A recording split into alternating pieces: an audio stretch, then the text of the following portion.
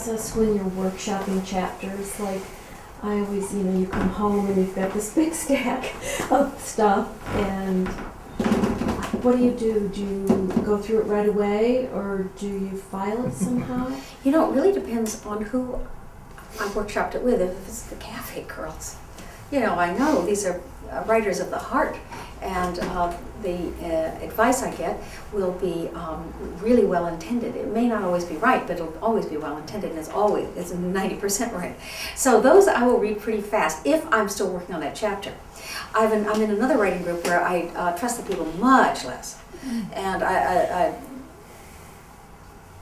and so those I don't tend to read for at least a week, and then it's much easier to separate out what I want. But if I'm working on something else in writing, and I've just say with the Cafe Girls, I've submitted something, and a week later if you all give me advice, and then I take it home, but now I'm not working on that chapter, I just set that aside. And then on a day when I'm not feeling good about writing, I'll just collect the notes and then dump the manuscripts. So I don't want to be pulled backwards when I'm moving forward, if that's what the question is. Mm-hmm. I try to keep it going until I have a sort of sag in my process, and then I'll go back. Mm-hmm.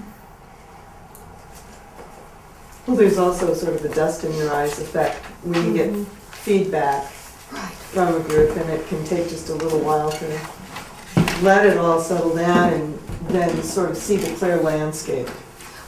With the writing group that I'm in, that I have fewer soulmates in, what I will do is I don't read those notes quickly, and when I do get to them, I summarize them, and then I don't, even the comments that I think are really not pertinent at all, I save them all, and then when I get back to that chapter later, I look over them again. And what's interesting is sometimes people offer thoughts that are really wide of the mark, but they've nevertheless identified a problem.